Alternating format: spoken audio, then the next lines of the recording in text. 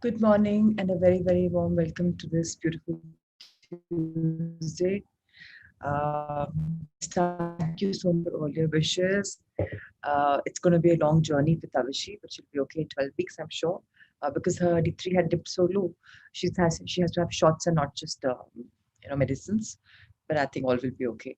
Now that's what I was remembering. We were reading about Luke Cotino and realizing what's the power of sunlight, how important sunlight is, how important it is to continue your lifestyle. And this pandemic, the children have just not heard. They've been locked in their one room, academics from the room, and everything's gone completely haywire. Despite parents telling them everything, both my 18 and 13-year-old children have done that. Muskan said, okay, but please remember the power of sunlight. Please remember how important it is to look after your diet. Having, grassy food really works in the body. And later on, it shows up as blood tests and, how the body reacts. So yes, a lesson for me also to be learned and for everyone here. So let's just go for peak state programming. Thank you, Ritesh sir, for the morning session.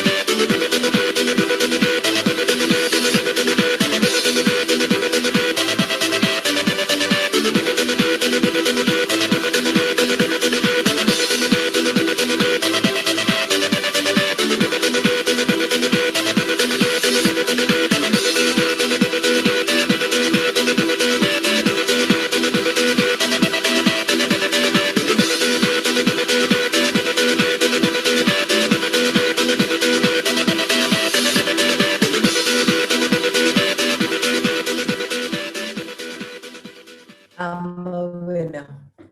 We all are winners. Left leg in the front, right in the back, stomach bent.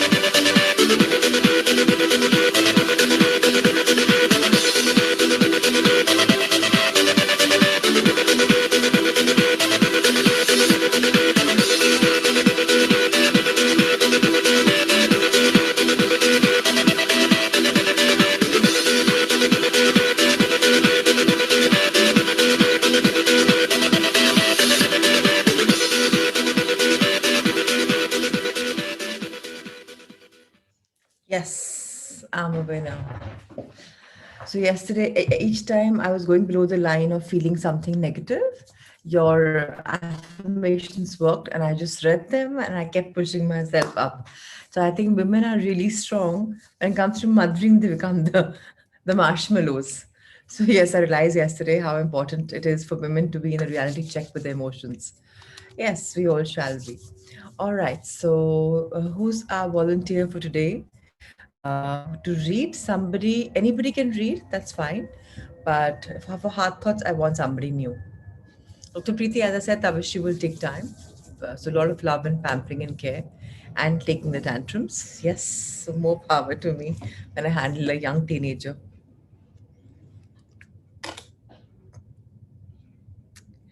Okay, this message is for me also and for everyone else. Stop thinking and start living. All right. Anybody's volunteering or should I be reading it today?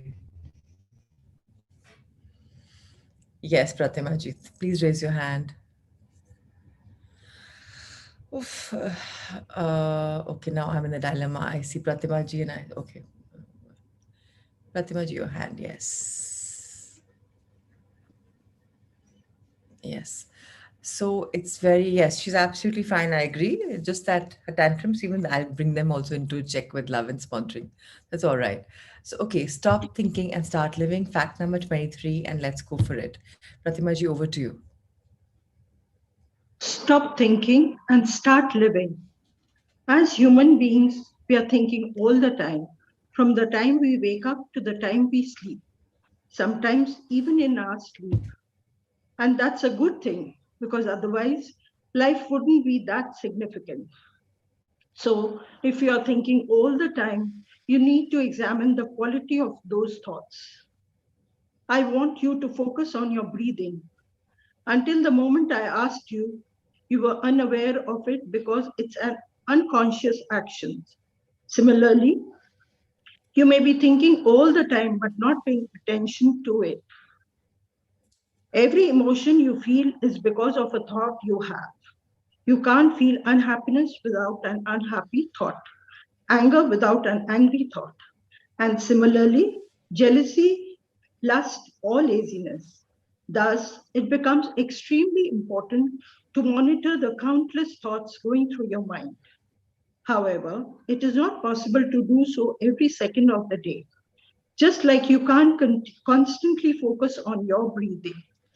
I think every word echoes true with everyone. So let's understand the science behind this. Ritesh, so let's turn the page.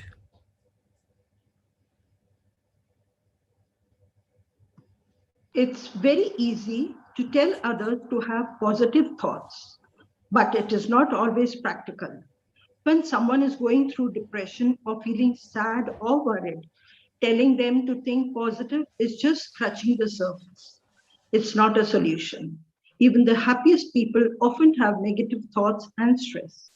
It all comes down to how you handle negativity in your life. You must first accept that negativity is real. I would like to illustrate this point with one of my experiences. In London, walking around Oxford Circus, I came across an African American man speaking to the public. After his talk, I invited this man to have a coffee with me. We got talking because I liked his views on life, sin, positivity, and negativity.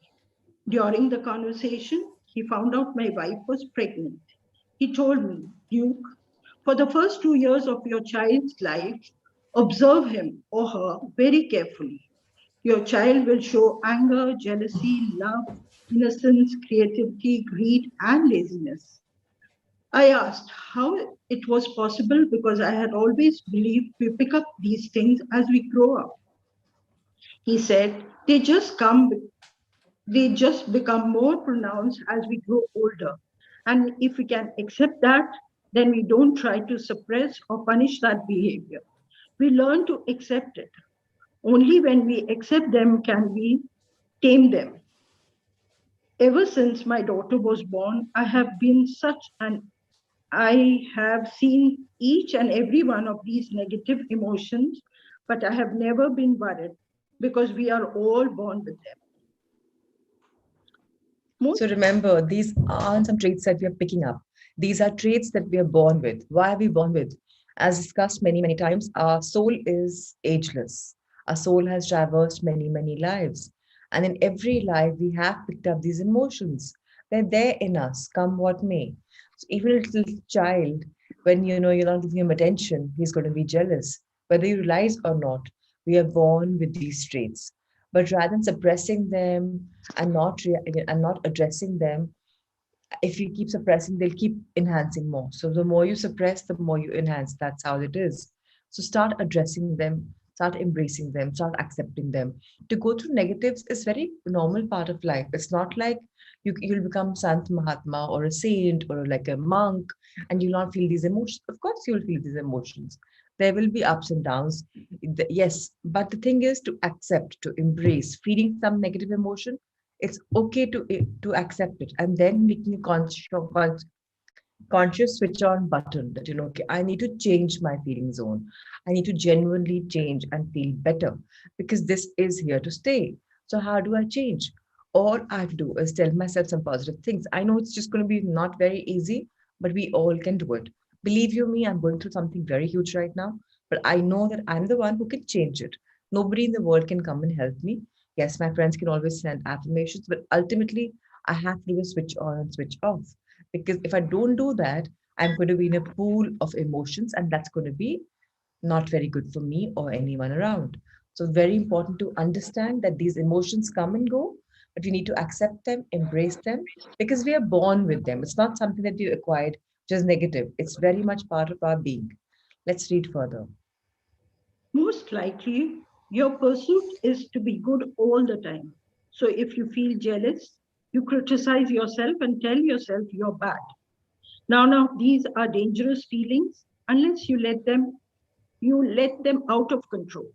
But if you keep suppressing them, they will come up again. This makes you put on a mask and be something you aren't. All that acting and overacting drains you out of energy every single day. So, one second, Pratamaji. So, if you have these emotions and if you're trying to mask them up, it's just going to be like, a building which has gone bad and just putting paint on that and it looks great. Ultimately, it's shaken and weak. So, please learn to address them. It's okay to be transparent. It's okay to show your emotions. We don't have to put on a farce that, oh, I'm such a strong person. No, that doesn't work because that will kill you inside and you will have a dis-ease. So, firstly, learn to express. Whenever something negative goes, learn to express. Don't just wear that mask. Take off that mask and become the real person. Real person with full flaws, full advantages, full goodness, anything which is your way is a part of you. Let's read further. Coming back to negativity, when you know that a negative thought can result in a negative feeling or emotion, why would you want to give that thought more power and attention? So, when you have a negative thought, you have the power to stop dwelling on it and allowing it to grow and grow. At that point, you could try focusing on a positive thought. So rather than rid yourself of bad thoughts, give them less attention by focusing on something positive in your life. Each and every one of us has something positive in our lives, whether in the present or the past. So, When in a yes, whenever we go through something negative, even yesterday, if you had to count your blessings and you could not find 10 blessings, go in the past, pick up 10 blessings from the past. It doesn't have to be yesterday. The attitude is to feel good, feel thankful. Even if you're not feeling good, feel thankful because if you are thankful for whatever has happened, whenever, at least the circle of gratitude is going on. So, even if it's, I usually say, even if you've really lost somebody in your life, you can't write, at least just lotus of gratitude. At least count your 10 blessings. It's very important to remember that we are blessed with so much in life. So much. And the least we can do is count them to feel good. Let's go further. when in a negative situations, there are many things you can do. Call up someone who makes you happy, speak to someone who motivates you, or think of something that makes you feel good about yourself. Every time you analyze your life, you're bound to find fault with it. Immerse yourself in living, spending time with people and things you like, and start detaching yourself from anything. Analyze it. Don't focus on who said what or the advice someone gave you on how you should be. I don't know a single person who, on reaching their ideal weight, said that they were happy. There was always another goal, such as toning their arms, butt, or shoulders. Your thinking is what creates your life experiences. Accept that you have a dark side and a good side. There's no shame in having a dark side unless it's uncontrollable and you're allowing it to harm others or yourself. It's up to you and your inner awareness to manage it better. So, all of us are born with dark sides, and all of us are born with the good sides. It's fine to have your dark days, it's absolutely fine. The challenge is to push yourself to the switch point and going in a better feeling zone. Whatever makes you do that, do that. It may not be easy, yes, it may not be. But ultimately, don't give that problem the power. Let the power be in your hands. Take the ownership, and switch on to the right side. Switch on to the dark side is not going to make you comfortable, but switching on from dark to the light side will definitely make you feel better, and it's going to be much more heartwarming. It's going to be full of hope, because that's where life is. Lekin, yet, if you have a dark side, accept it, because it's part of our being. If we don't feel the bad emotions, how do we know that we are in a good feeling zone? To accept a good feeling zone and enjoy it, you have to have gone through something bad, right? Otherwise, there's no value in good things. So it's okay. Just be under control. Just know that they are going to happen to our life. Allow them to come in, get aware, and move on. Let's read further. Overthinking can drain you if you're not mindful of at least a portion of your thoughts. The mindless chatter and random thoughts will drain you of energy, energy that could be used by the body for so many other actions, including burning fat. So overthinking is something a lot of us, unfortunately, are doing it. Why? Firstly, too much of time in hand. When there is too much of time in hand, your mind is just thinking extra stuff. That time, if possible, put on your recorded affirmations, which will make change you from overthinking into at least a good thinking zone. You can't consciously think, but okay, right now I'm doing negative thinking. Just switch on that audio and listen to it. It's very, very important to realize where our thoughts are. Thank you, Ritesh sir. Let's turn the chapter now to our subconscious mind. So, very important to know that we are not going to overthink. We're going to live life beautifully, because life has so much to offer. Good comes, bad comes, but that's part and parcel of life. We embrace everything. The only thing is we switch over to the good feeling zone by making conscious effort, even in the dark days. We've got to do that. Yes, Kirti, this book by Dale Carnegie is brilliant. He's been one of the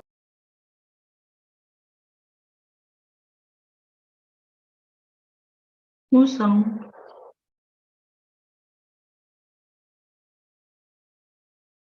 Oh, okay, unmute. So I'm saying that Dr. Katie, this book that you said about Dale Carnegie is really beautiful. In fact, he's a mentor. I'm a trainer under his academy. So yes, it's beautiful.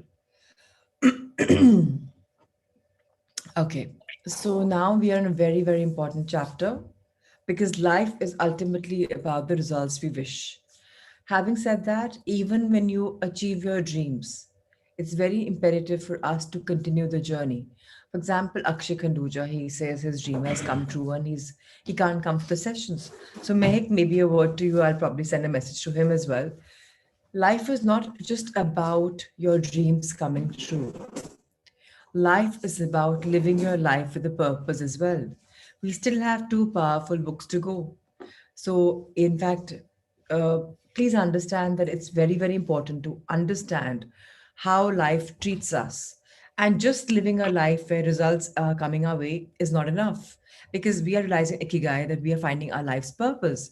So, very important to, I think, finish the entire course and not just cut in the middle. So, even Akshay, who's not able to come in the sessions, if we can do the online sessions, nothing like it. Pratima ji, please take us through this result oriented chapter. Thank you. Yes. How to get the results you want. The principal reasons for failure are lack of confidence and too much effort. Many people block answers to their prayers by failing to fully comprehend the workings of their subconscious mind. When you know how your mind functions, you gain a measure of confidence. You must remember, whenever your subconscious mind accepts an idea, it immediately begins to execute it. It uses all its mighty resources to that end and mobilizes all the mental and spiritual laws of your deeper mind. This law is true for good or bad ideas. This law is true, yes. Consequently, if you use it negatively, it brings trouble, failure, and confusion. When you use it constructively, it brings guidance, freedom, and peace of mind. The right answer is inevitable when your thoughts are positive, constructive, and loving. From this, it is perfectly obvious that the only thing you have to do in order to overcome failure is to get your subconscious to accept your idea or request by feeling it's a reality now, and the law of your mind will do the rest. Turn over your request with faith and confidence, and your subconscious will take over and answer for you. This is something we have understood before, but whenever we have a conflict, whenever we don't have the right answers, we have to tune into our subconscious mind.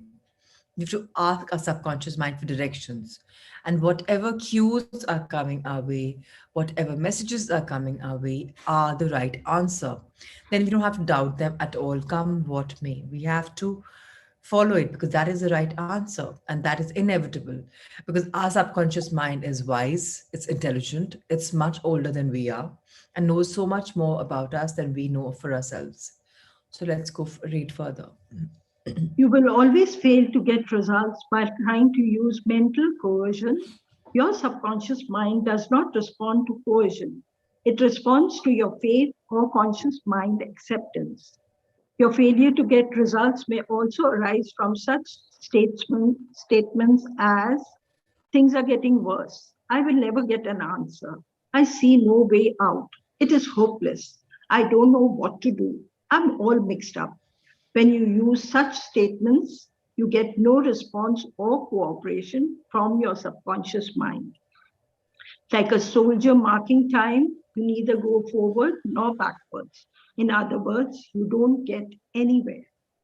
If you get into a taxi and give half dozen different directions to the driver in 5 minutes, he would become hopelessly confused and probably would refuse to take you anywhere. It is the same when working with your subconscious mind. There must be a clear-cut idea in your mind. You must arrive at the definite decision that there is a way out, a solution to the vexing problem in sickness. Only the infinite intelligence within your subconscious knows the answer. When you come to that clear-cut conclusion in your conscious mind, your mind is then made up, and according to your belief, it is done unto you.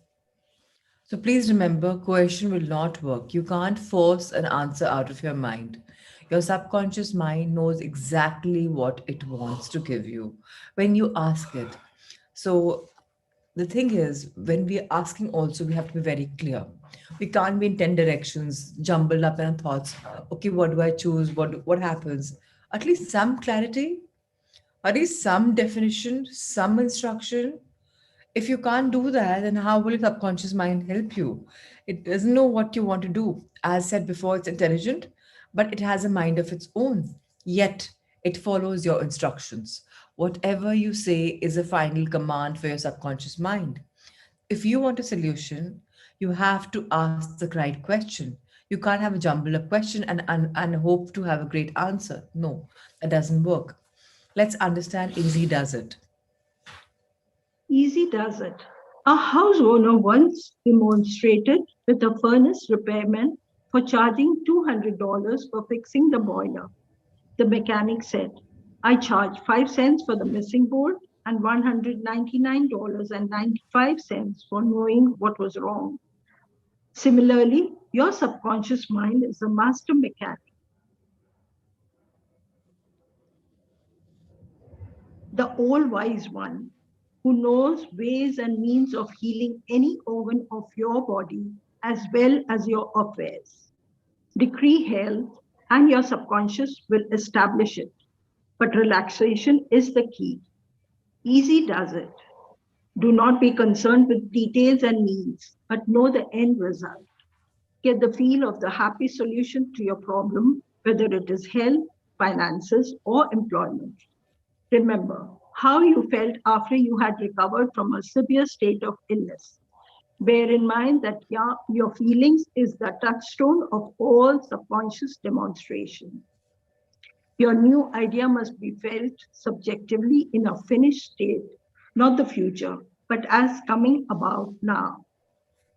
So I hope we are clear about this, that a lot is understood But yet, like this particular example, 5 cents for a bolt and 99.5 just for his intelligence. So yeah, that's decree health, and your subconscious will establish it. But relaxation is the key. Go easy. If you're very tough on yourself, you're not going to find a solution. Life is easy, flow with life, ups and downs come, but yeah, embrace them the way they are. And your new ideas will keep coming to you subjectively and objectively. But it's all about taking life easy. It's all about bearing in mind that feeling is all about life, and life is all about feeling. These will come and they will go. How you embrace them, how you accept them, is how your life will unfold. Infer no opponent, use imagination and not willpower. All right, let's read this paragraph too. In using your subconscious mind, you infer no opponent. You use no willpower. You imagine the end and the freedom state.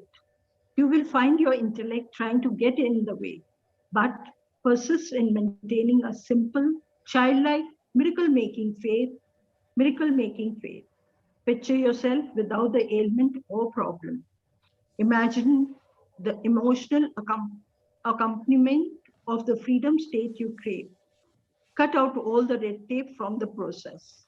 The simple way is the best. So anything fancy is not workable. The simpler you are in life, the better it is. Whether it's food, the simpler you intake your food, the easily your body can digest. Similarly, your subconscious mind believes in simplicity. If you imagine the end, if you know what you want, where you're leading, if you can imagine it, visualize it, and feel it, and give that command to your subconscious mind, your subconscious mind is a miracle making faith machine which will understand you. You've already picturized it, it'll see your picture, and it'll give you exactly what you want. But just go simple, go clear, go definite, and you'll get your answers. Let's read about how disciplined imagination works wonder. A wonderful way to get a response from your subconscious mind is through disciplined or scientific imagination. As previously pointed out, your subconscious mind is the builder of the body and controls all its vital functions. The Bible says, whatever ye shall ask in prayer, believing ye shall receive. Simple ask, believe, receive is what the Bible says. To believe is to accept something as true, or to live in state of being it. As you sustain this mood, you shall experience the joy of the answered prayer. The 3 steps to success in prayer. The usual procedure is as follows. 1. Take a look at the problem. 2. Turn to the solution on a way out known only to the subconscious mind. 3. Rest in a sense of deep conviction that it is done. Do not weaken your prayer by saying, I wish I might be healed. I hope so. Your feeling about the work to be done is the boss. Harmony is yours. Know that health is yours. Become intelligent by becoming a vehicle for the infinite healing power of the subconscious mind. Pass on the idea of health to your subconscious mind to the point of conviction. Then relax. Get yourself off your hands. Say to the condition and circumstances, this too shall pass. Through relaxation, you impress your subconscious mind, enabling the kinetic energy behind the idea to take over and bring it to concrete realization. So please remember, discipline is extremely important. If you're not disciplined about your prayers, about your ideas, about what you want to visualize, what you want to achieve, it's not going to work. Consistency is extremely important. If you're consistent in your asking, and believing, you will receive come what may. And the 3 steps to prayer are simple. Take a look at the problem. What is it that you are looking at? Find a solution, or at least ask for a solution. Your subconscious mind definitely has a solution. If you ask for a definite problem, it is going to give you a solution. Then know it that it's being done, it's been taken care of. Ask, believe, receive. and there voila, whatever you want is going to be done. But remember these pillars of dedication, commitment, integrity.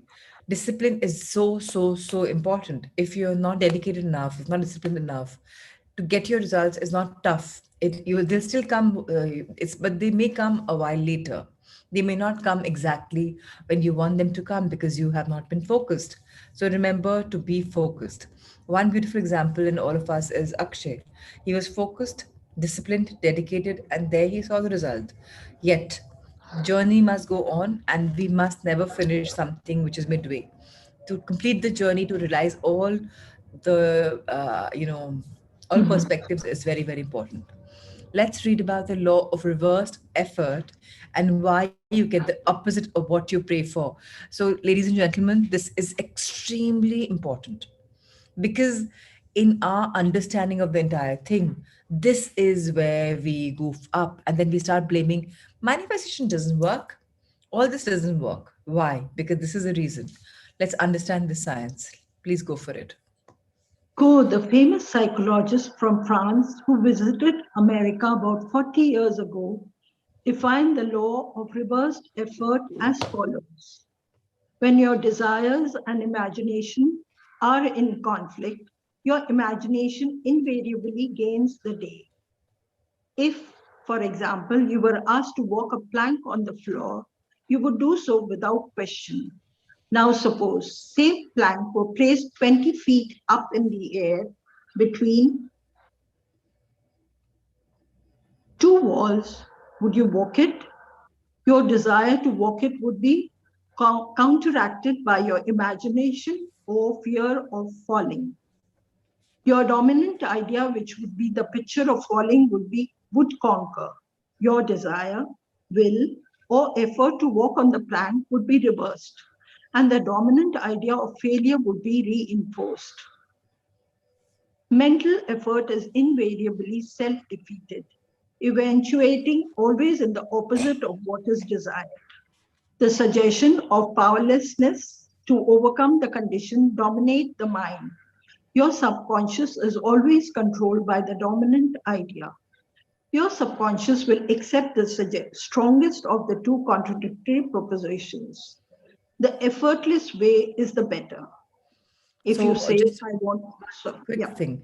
So, please understand if I say I'm losing weight or I see myself at a particular ideal weight, 20 kilos, 30 kilos down, whatever. But my mind says, what if I put on the weight? What if I lose it, but what if I put it on again? What will people say? She's back on the weight loss cycle. Now, this emotion is more real for me because probably I've seen this emotion in the past, not once, not twice, maybe thrice. And I have felt it. But the excitement to lose weight and look fit and look beautiful or look whatever may not be something that I'm relating to for of late. So, which is going to be more important than emotion? The negative one, right? Now, this is what the subconscious mind is picking up. That is why, whatever you want, just give that command. Do not elaborate upon what you don't want or whatever is the byproduct. Don't go for that. Because if you are wanting something, you have to say with conviction. You can't say, I want, I wish. You can't say that. You can't say negatives because if you say negatives, they become your affirmations. I can't do it or I wish I could do it. These become negative affirmations. Remember, whatever you want is what you're expanding on. Let's understand this much more by reading further. If you say, I want a healing, but I can't get it. I try so hard. I force myself to pray. I use all the willpower I have. You must realize that your error lies in your effort. Never try to compel the subconscious mind to accept your idea by exercising willpower. Such attempts are doomed to failure, and you get the opposite of what you prayed for. The following is a rather common experience.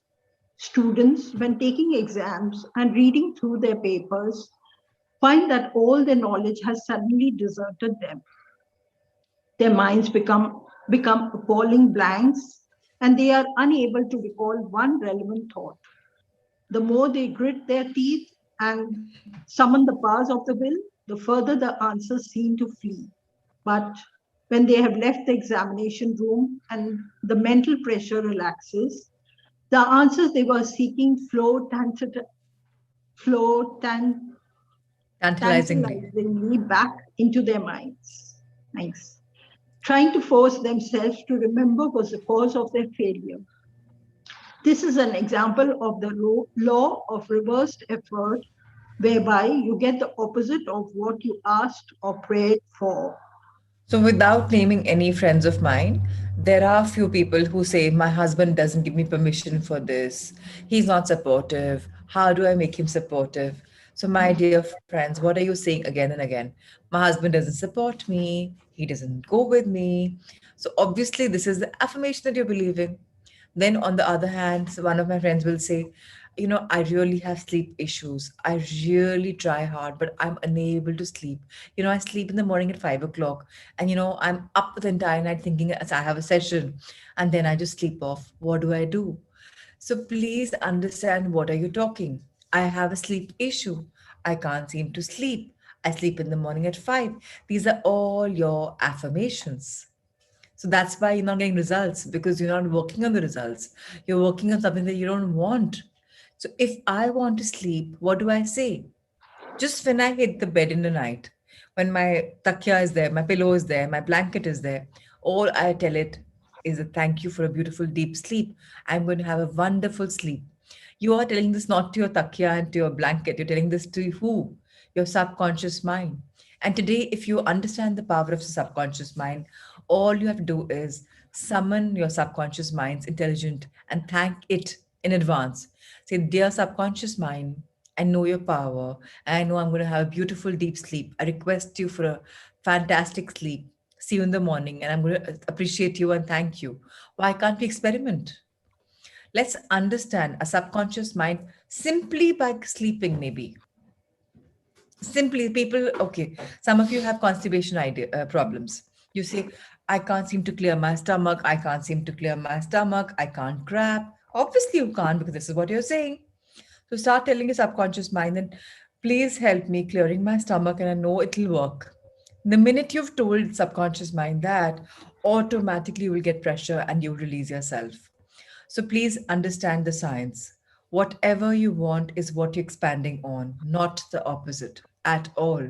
Because when you do that, you only get the opposite results. So, yes, Dr. Preeti is saying she's falling asleep within 5 minutes like a meditation. Absolutely. Shelly is saying it really works. It's changed my sleeping pattern in 3 days. Imagine people are already using this beautiful science. So can you. Whatever results you want, just talk to your subconscious mind, ask for a solution, ask for support, and yes, you will have it. Because the subconscious mind is life word. Whatever you want in your life will be given to you on a platter. All you have to do is ask for help. Ask knowing that it's going to be delivered to you, and believing that it's coming to you and you're living it. Imagine waking up fresh in the morning. And yes, you will. There's no doubt about that. Now let's read about 608. Okay, so we'll read about this chapter 113 tomorrow. And today we will start Ikigai. On this beautiful note of talking to our subconscious mind, we will end this book right here now. And we will move on to Ikigai.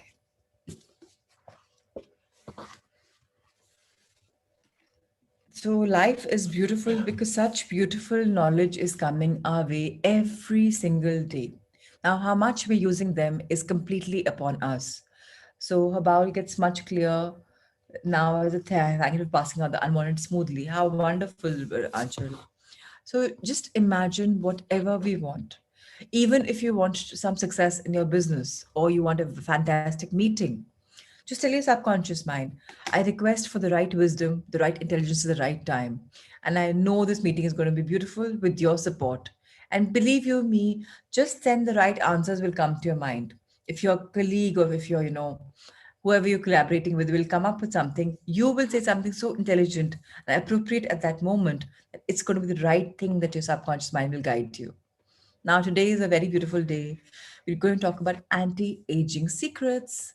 little things that add up to a long and happy life. Let's understand this beautiful chapter. Aging's escape velocity. Should I continue? Yes, please. For more than a century, we have managed to add an average of 0.3 years to our life expectancy every year. But what would happen if we had the technology to add a year of life expectancy every year? In theory, we would achieve biological immortality, having reached aging's escape velocity. Aging's escape velocity and the rabbit. Imagine a sign far off in the future with a number on it that represents the age of your death. Every year that you live, you advance closer to this sign. When you reach the sign, you die. Now imagine a rabbit holding the sign and walking to the future. Every year that you live, the rabbit is half a year as far away. After a while, you will reach the rabbit and die. But what if the rabbit could walk at a pace of 1 year for every year of your life? You would never be able to catch the rabbit, and therefore you would never die.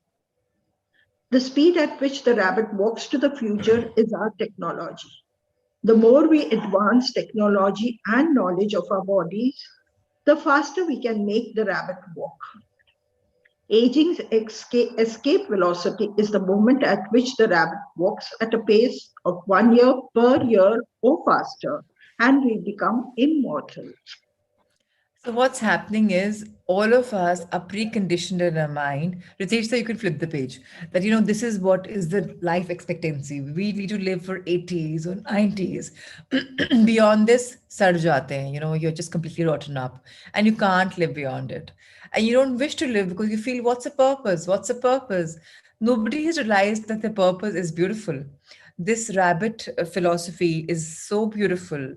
People have used this. There are people who've lived a long life and yet a purposeful life. Let's understand what the researchers have found out. Researchers with an eye to the future, such as Ray Kurzweil and Aubrey de Grey, claim that we'll reach this escape velocity in a matter of decades. Other scientists are less optimistic, predicting that we'll reach a limit, a maximum age we won't be able to surpass, no matter how much technology we have. For example, some biologists assert that our cells stop regenerating after about 120 years. So why have people lived for 137 years? To have their cells not stopped aging? It's just that their belief is so that they wish to live a life and they haven't thought about death as such. And they have seen people going in their life and yet they're sticking on. So it's very important to be active mindfully, to live life actively in your mind. And that's when your body is youthful. I don't know how many of you know, but there are people in the 80s also who look as if they're in the 60s. Why? Why do they appear so youthful? It's because their mind is young, their mind is active, and that's when they can do so much more in their age, which is 2 decades lesser. Let's understand the science. Active mind, youthful body. There is much wisdom in the classic saying, mens sana in corpore sana, a sound mind in a sound body. It reminds us that both mind and body are important, and that the health of one is connected to that of the other. It has been shown that maintaining an active, adaptable mind is one of the key factors in staying young. So, this is for people who can't let go. This is for people who are stuck up, who can't embrace change, who can't progress with time. You have to be adaptable. Life comes beautifully, changes come beautifully. Embrace the change. Embrace the new technology, embrace your children growing older with new functioning, and start being ready for changes. When you are stuck up, when you are unable to move with your children, when you're unable to move with time, that's when you will start aging, and that's when there will be a barrier. The same children will never be able to be friends with you because you don't understand them. Then they will say, we have a generation gap. That's happening because you are unable to reinvent yourself according to modern times. Change is the only constant. If you believe in that, you follow that, you are going to be the best friend forever for your children, for whoever is younger, because you will be talking their language. Update yourselves. Remember, adaptable mind is one of the key factors in staying young. So be adaptable. Let's read further. Having a youthful mind also drives you towards a healthy lifestyle that will slow the aging process. Just as a lack of physical exercise has negative effects on our bodies and mood, a lack of mental exercise is bad for us because it causes our neurons and neur- neural connections to deteriorate. And as a result, reduces our ability to react to our surroundings. So, one more thing is happening in this when the neural connections are deteriorating, because you are staying in the company of older people or your age people who are thinking older. So one key to staying young is make friends with people who are at least 10 to 15 years younger than you. The younger company you keep as friends, the the older you will age gracefully, looking younger, feeling younger. So, or if your friend circle is like they are your age but they think younger, it's great. People have to think young. People can't say, I'm in my 40s, can't do this now. Why? I'm in my 50s, I'm 60s, 70s. Why? Age is a number. Think young, behave young. Just because you're parents doesn't mean you stop living. You want to reverse bungee, just go and jump. Who's stopping you? Try this excellent experience. What if something happens to me? What if I fall out? Oh, please chuck it. Leave something to the world. When you take that adrenaline rush and you fall down from the bungee jump, you'll realize how young, exhilarated, and fresh you feel. So have a youthful mind. Have a mind that's ready for you to drive you into a very beautiful feeling where you live healthily, you feel good, and you slow down your aging process. So even one exciting experience will slow down the aging, because that's how it is. It'll increase your entire cellular energy in your body, and that's going to be really, really beautiful. Let's read further. This is why it's so important to give your brain a workout. A pioneer in advocating for mental exercise is the Israel neuroscientist Solomon Brenzitz, who argues that the brain needs a lot of stimulation in order to stay in shape. As he stated in an interview with Edward Punset for the Spanish television program Weeds, there is a tension between what is good for someone and what they want to do. This is because people, especially older people, like to do things as they've always done them. The problem is that when the brain develops ingrained habits, it doesn't need to think anymore. Things get done quickly and efficiently on automatic pilot, often, often in a very advantageous way. This creates a tendency to stick to routines, and the only way of breaking these is to confront the brain with new information. So, have you ever realized there's something new you're picking up? For example, I'll tell you a science like when I met my business coach, he introduced new systems in our life, like new programming, new softwares, new systems. Initially, it took a long time to create the systems. Once you understood how to do them, we were so much faster, faster, faster. Why? Because your mind is on autopilot mode. It knows next command this, next this, initially taking time to understand. So now people, we have already got ingrained with these kind of habits in our life. Now, even without saying so, it'll go like that. So, for example, you're ingraining something like chewing your food 30 times. This is something you're ingraining gradually. Now the mind knows, like Shalu also mentioned, now I eat my juices, I eat my food, because now it's ingrained in her that she has to chew. Even the drink that she's taking, she's chewing it. So remember, it's an advantage for you. But to create this, you have to work with routines. You have to work for breaking your old fashioned system. You have to process it, rewire it, rebrain it, retrain it. And for this, you have to make an effort. You have to stay in shape, you have to be committed, you have to be dedicated. And that's when new habits happen. So it's very important to give your brain some exercise. It's very important for your brain to feel young. When your new information is giving, how to process it, how to revitalize it is very, very important. Yes, start is the biggest stop. To start is difficult. Yes, only starting is difficult. Once you're at it and you're like continuing it, it becomes very, very easy. Yes, Ravi ji talking our business coaching language, karo to jano. Yes, so there is a fear in us that, okay, can I do it? Is it too tough? But if you have to do it, you have to do it. There's no option. So, and start simply. Don't have too much of information overload. Don't think, itna kuch hai, how will I do it? Start gradually. Don't think too much from yourselves. Just say, you want to lose 30 kilos? Don't have 30 kilos goal. Have a 3 kilo goal. Just go simply, start it. I can lose this 3 kilos and okay, in 3 months. If you crack it in 1 month, okay, fine, 3 kilos again, then again, then again. How in 1 year you will reach 30 kilos goal is just going to be commendable. Problem with human beings is we think itna kuch karna hai, and then you can't do itna also. So please start, just start. So Anchal, SSG is a simple start घटिया. Actually, it's SSG. Our coach says कि कुछ भी शुरू करना हो तो बस simply start कर दो. घटिया ही कर दो, roll out कर दो, but just start it. So that's what our coach says, and he's got his own terminology, and his words are very, very, so KTJ is karo to jano, simply start, घटिया is something, just start. So basically, just start whatever. Don't think too much, don't procrastinate too much, just start. Effectively, it'll start following and things will happen. All right, let's read further.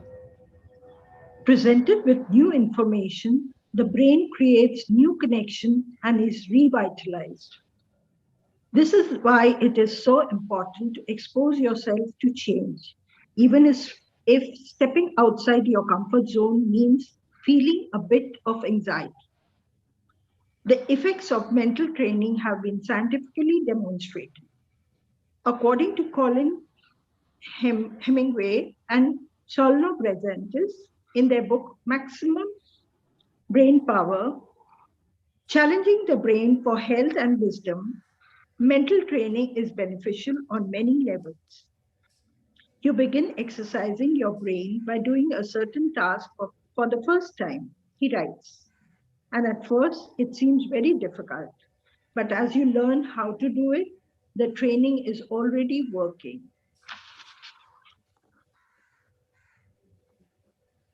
The second time, you realize that it's easier, not harder to do, because you're getting better at it.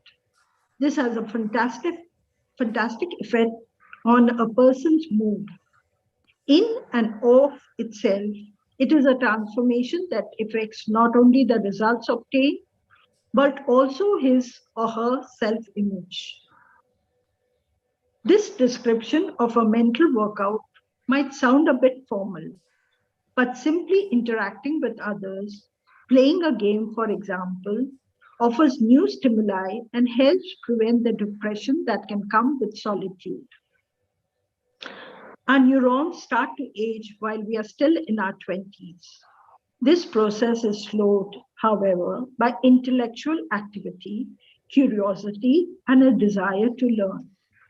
Dealing with new situations, learning something new every day, playing games, and interacting with other people seem to be essential anti-aging strategies for the mind.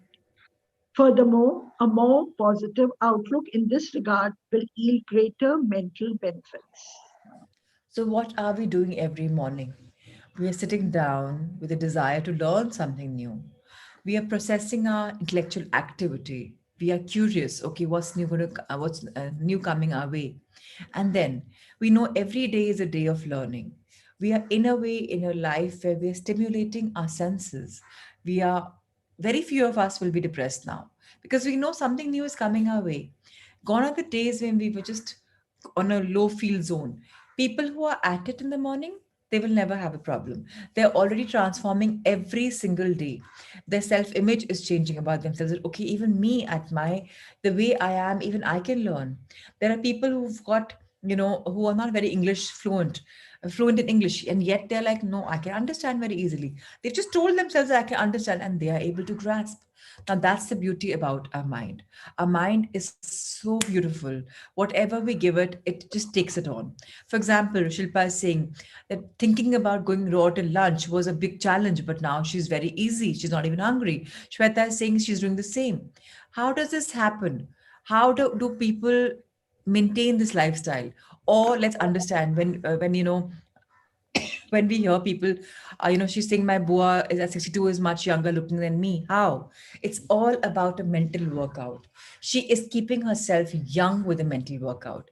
People who are changing their lives, adapting to new stuff, are keeping themselves young, and they're challenging their own limits by saying, I can do it.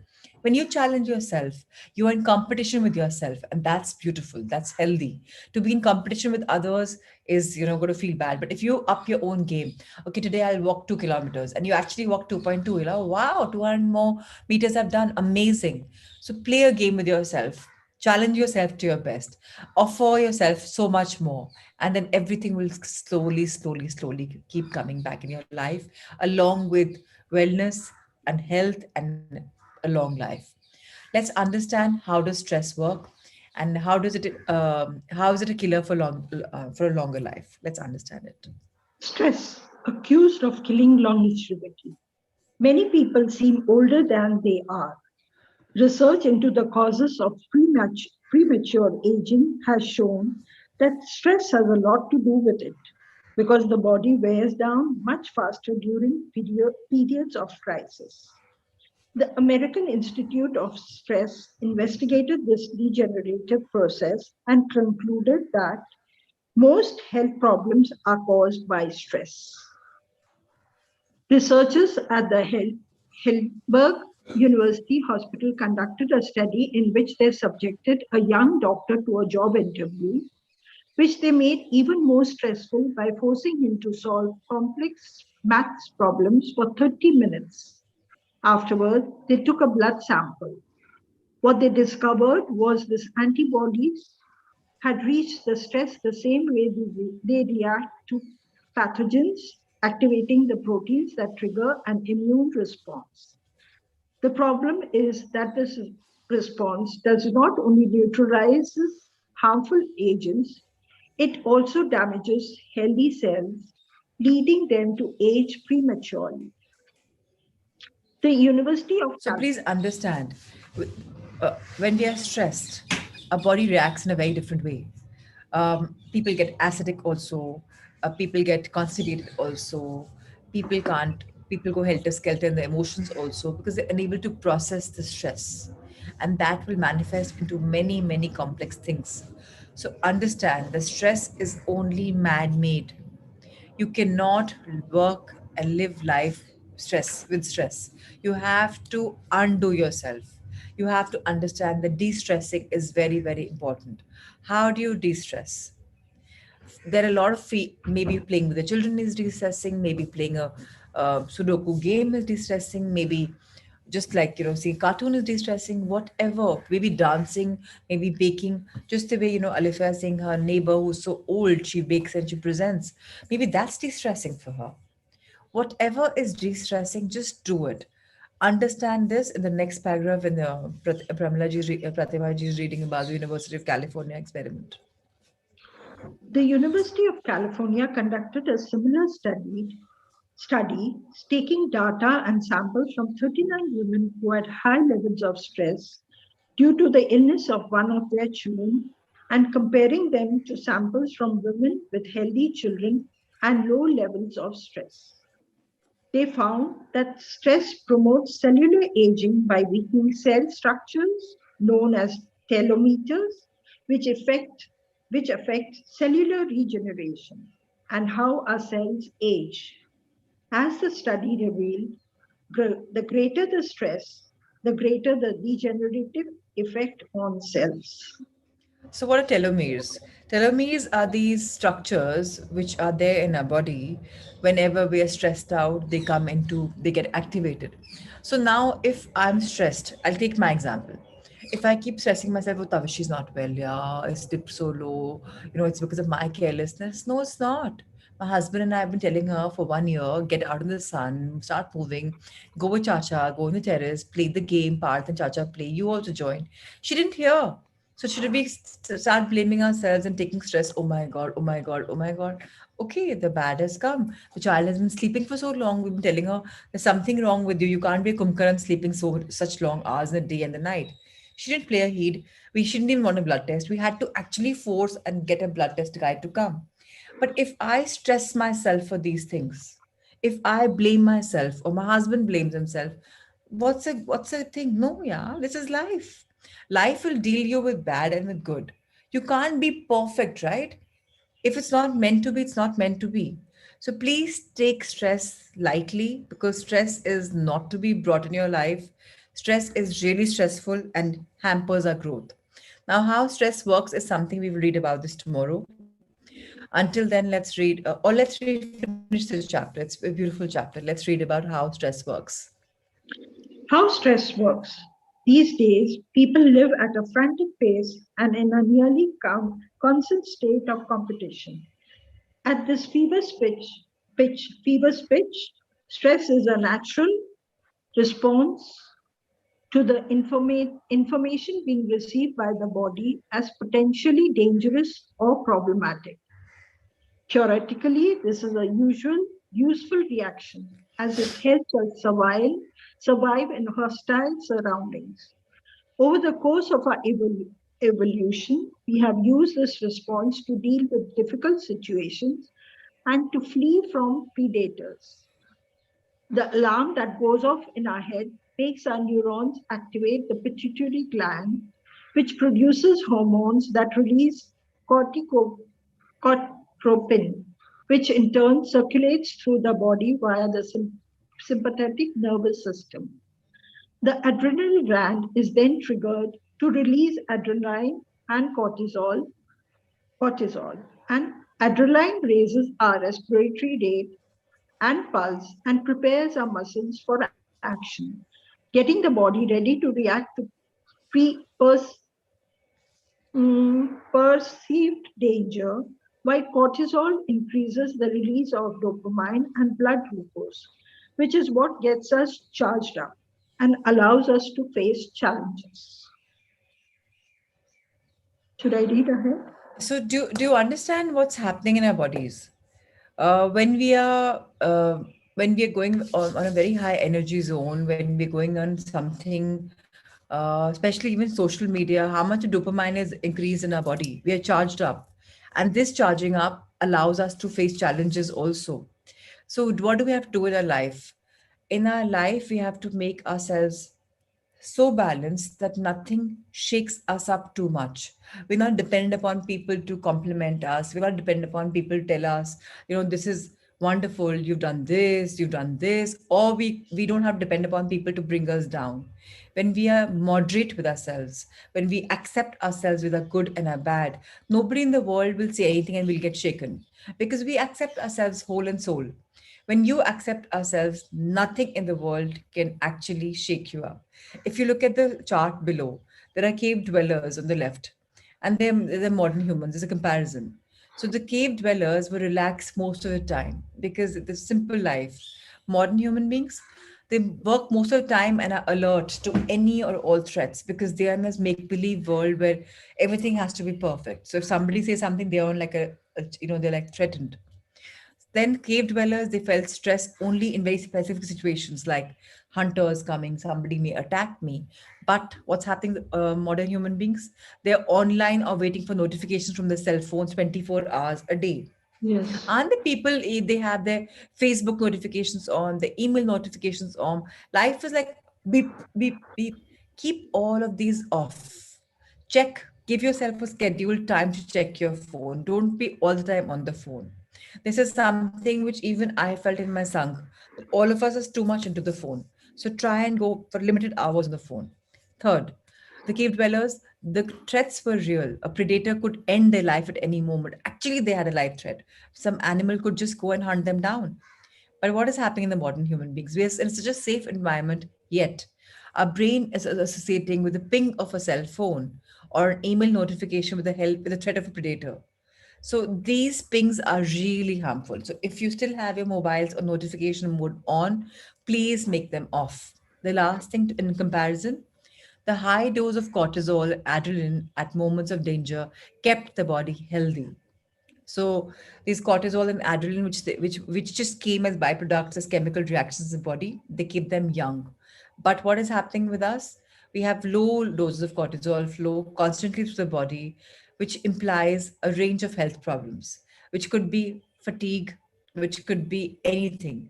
And I have gone through this very recently in the pandemic. I had chronic fatigue syndrome, and doctors related this to go to a psychologist and taking medication which was akin to depression. I was like, no, I'm not going for it. So please understand, we have to. So how to explain kids to be away from phone? Anika, only by example.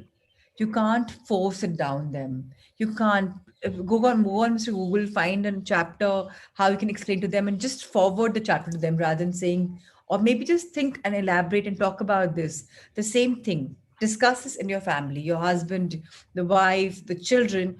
Find an article which is child friendly and read it.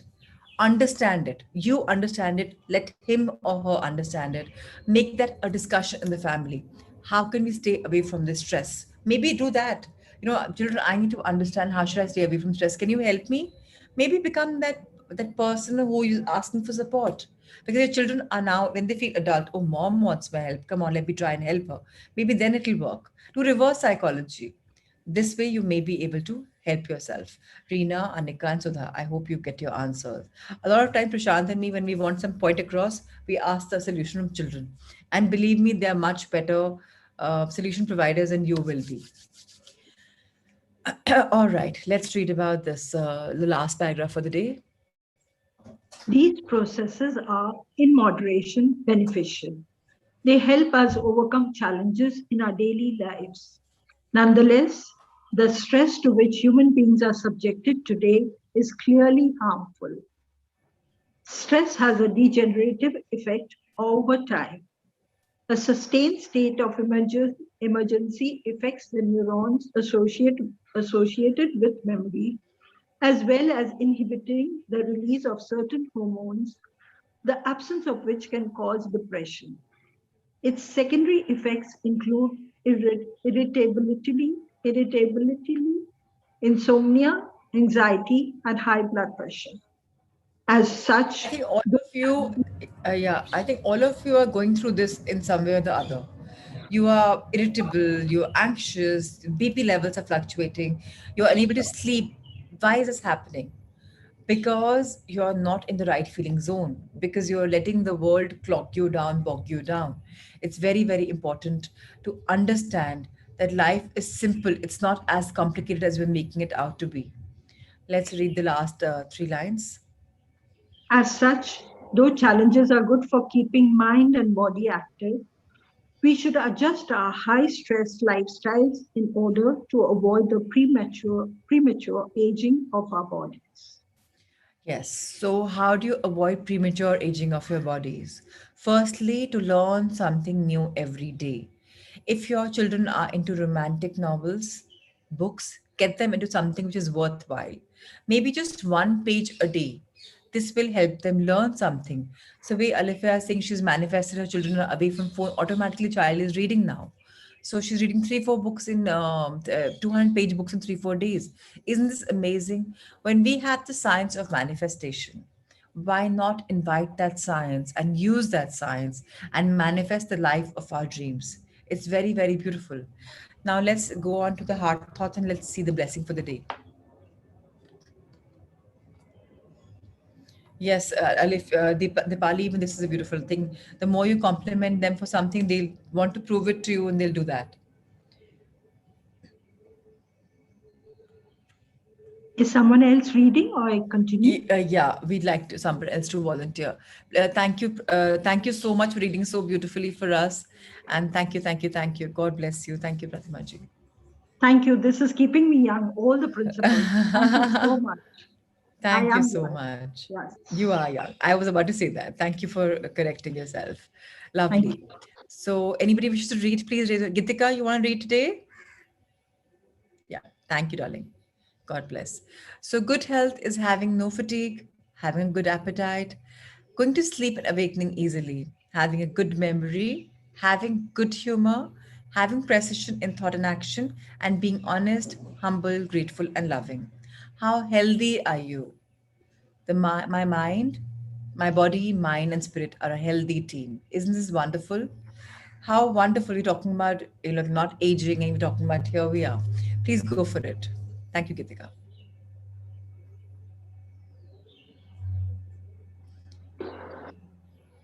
I've asked to unmute you. Yes. Thank you, ma'am. My body, mind, and spirit are a healthy team. The body is always talking to you. What do you do when you get a message from your body, such a little ache or pain? Usually, you run to the medicine cabinet or a drugstore and take a pill. In fact, you say to the body. In effect, In effect, you say to the body, shut up. I don't want to hear you. Don't talk to me. That is not loving the body. When you get the first ache or pain, or the slightest thing seems to go wrong, sit down, close your eyes, and very quietly ask yourself, what is it? I need to know. Listen a few minutes for the answer. If you want your body to work no. well, Listen a few minutes for the answer. It may be as simple as yes, get some sleep, or it may be stronger. If you want your body to work well for you for a long time, then you need to be a part of the body, mind, and spirit healing team. thank you so much.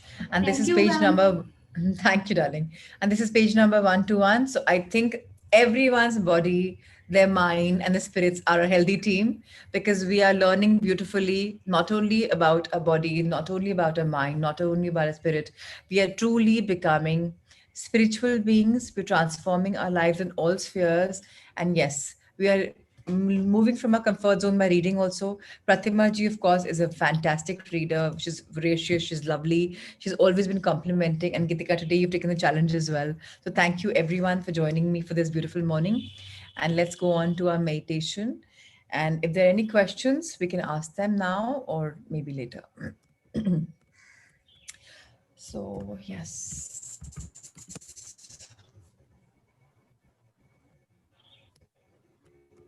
Settle down comfortably.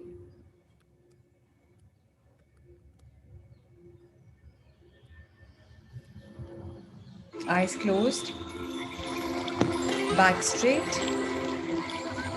feet firmly placed on the ground or cross-legged. Let's inhale, hold,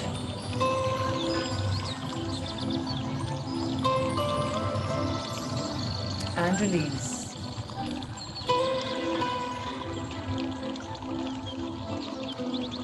Once more, inhale, hold, and release.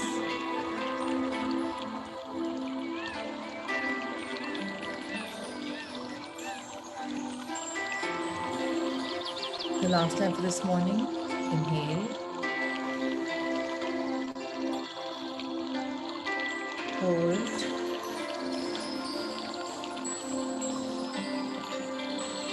and release. Life is wonderful. Life is all about being young. Life is a blessing. Each morning we're learning something new.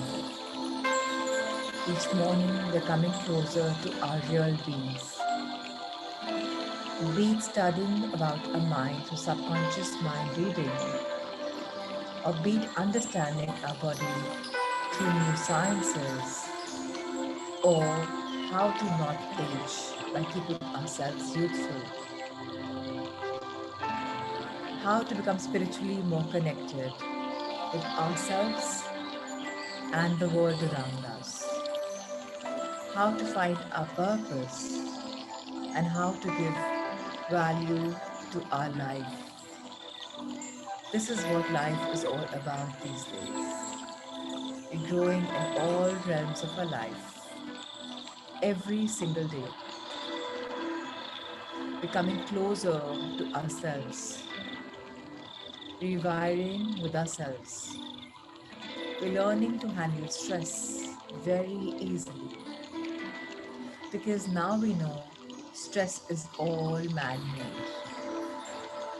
We're learning to embrace all things beautiful because we count our blessings diligently every single day.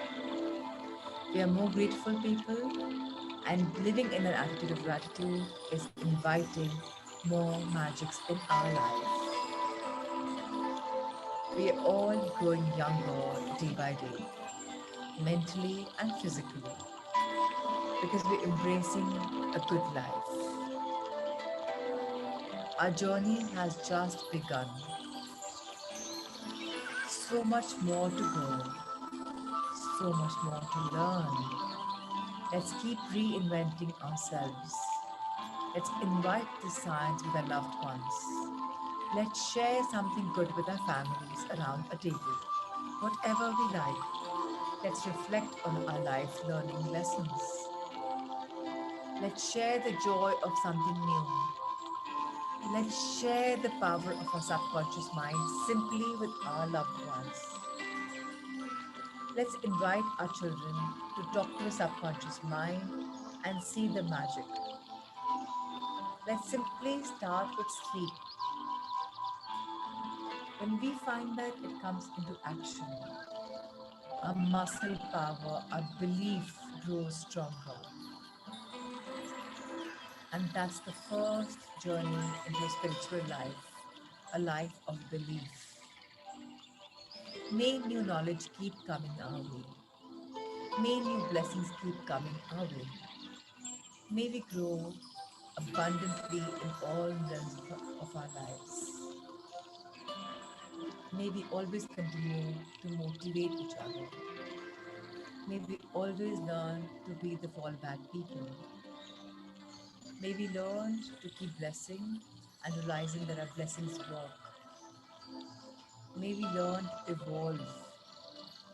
May we learn to do something for society that we live in, to enhance some part of it in whatever way we can contribute. Because each drop counts, and so do we. And so it is. So it is. So it is. Let's bend our heads towards planet Earth, Mother Earth, in gratitude. Dear Mother Earth, when I began the journey with you, I had some emotions. But today, they've taken a complete change. They've shifted.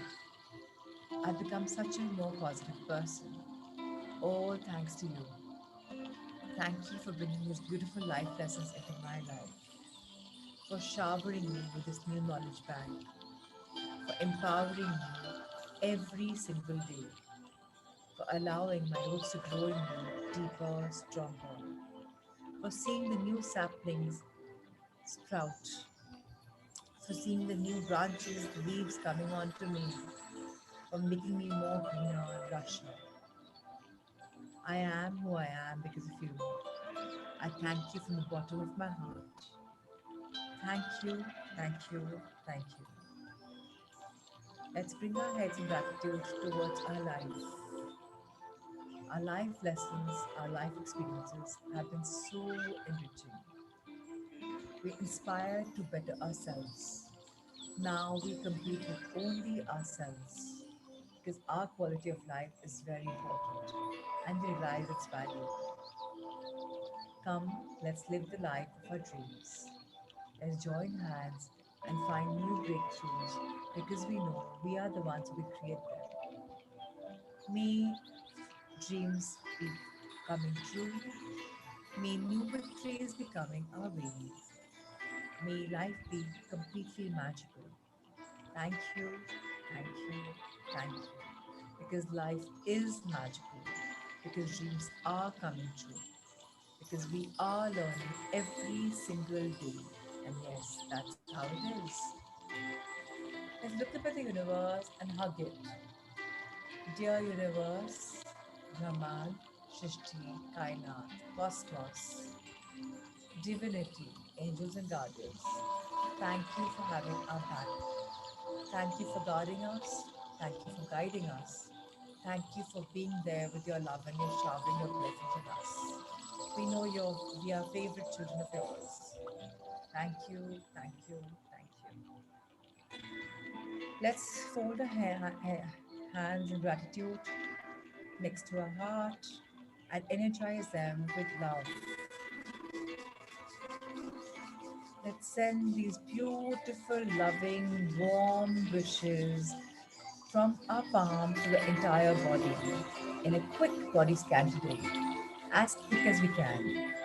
Head, face, ears, neck, shoulders, arms, upper and lower, wrists, hands, upper back, middle back, lower back, spinal cord, hips, lungs, heart, liver, stomach, intestines, gallbladder, kidneys, uterus, sexual organs, excretory organs, thighs, knees, calves, feet, ankle. Come back up. Thank the trillions of cells in our body, our muscles, tissues, fibers, bones, skin, blood circulation system. Thank you, thank you, thank you. It's good to be fast at times so that we realize that we are at it and we're not conditioning the going slow. We can pick up our speeds because this is how conditioning is. Let's challenge ourselves every other day. And now is the magic moment. Let's invite a lot of love from our heart, a lot of blessings from our heart, blessings of abundance in all areas of each other's lives. Remember, the more you give, the more you get. Unconditional love, blessings to you and to everyone you know. Love, light, and blessings, Alona, Sailesh, Gitika, Shilpa, Preeti, Radhika, Raviji, Pratimaji, Neha, Sneha, Shalu, Kiran, Akshay, Reena, Payal, Reema, Monica, Kirti, Richa, Ayushi, Anika, Nitika, Sudha, Dipali, Mudita, Richa, Ayushi, Sapna, Shraddha, Sangeeta, Monish, Kuldeepji, Meenakshi, Kirti, Payal, in case I missed you, Kiran, in case I missed you. Lots of love, light, and abundance. May you all prosper in your life and may all your dreams come true. Not only your dreams come true, may you keep becoming better versions of yourself and find that life has a purpose and each one of us can contribute in our own small way. Nothing small is too small. Everything is to be done for a reason. Let's find our purpose and let's keep growing in life with Hasang. And with that, I want to thank each one of you yet again for your love and your blessings, and for Tavishi, and of course to my team members, Monish, Aluna, Selesh, and Shilpa. They've been working hard. I don't know. Does anyone wish to update the others about it, or you want to wish from the group? Because I do not know what is the count. I haven't had time yesterday. My team members are at it, but I think it's high time we get down to this. And let me tell you something, all of us wish to meet each other. So this Sangha was planned, and there's no going back because we know it's going to be magical. So the more the merrier. And we know the grateful people that we are, the optimistic people that we know it's going to be a beautiful show, a beautiful get together, and we're not going to go back on it. So with a lot of energy, we hope, and we really invite your registrations because it's going to be a totally heartwarming journey. So Kuldeep ji sharing an interesting fact about his son, 22-year-old, who was to be on an outing with friends for a day. He written his 10 gratitudes in advance. And he also read 2 chapters of Magic Book in one day. Wow, Kuldeep ji, amazing. So you're like a complete, storehouse of energy, a powerhouse. You're not only inviting magic in your life, but in your loved one's life. So more power to you. May we all keep shining bright like you do. Maybe invite this world of magic. Yes, one more thing to the parents. If we can, start with the magic book on your own. Read this chapter as an interactive chapter with your family. Maybe make a ritual after your dinner time. And 4 of you, 5 of you, 8 of you, whoever, start reading this book. It'll really change lives. In my entire family, everyone's become magical, and I can tell you it's really beautiful. So, yes, Kuldeep ji is coming with his wife. Looking forward to meeting her. We're meeting you on the screen, so looking forward to meeting you in person. So fantastic. So, everyone, lots of love, light. Anybody wants to say something? Um, Shweta ma'am, thank you for taking the evening session. I know I'm not going to be coming to the evenings for a while at least, or this is my limiting belief that I wish to be with Tavashri. So thank you for that. You're an amazing teacher too. Daughter's writing gratitude every single day. That's wonderful. Thanks to you. So you're thanking me for giving you the opportunity also. It's you asked for it and you're ready for it. So I'm so happy that's coming your way automatically. All right, everyone. Thank you, Ritesh sir, for this beautiful magical session this morning, as always. Amrita ma'am for sharing the assignments. And Shweta ma'am, when I'm not there, you're at it. So thank you for that. And to Sanjay sir for creating them. Thank you, thank you, thank you. You started Mirror Work in Heart Thoughts chapter really one. Today is my day 3 and I'm loving it. I'm so happy, Sapna, that you've begun because Mirror Work and Magic are 2 books that don't have to fade from my life until it's got ingrained in us. So more power to everyone as we grow by leaps and bounds. Love, light, and abundance to all my Sangha Mitras. See you tomorrow, same time, same place.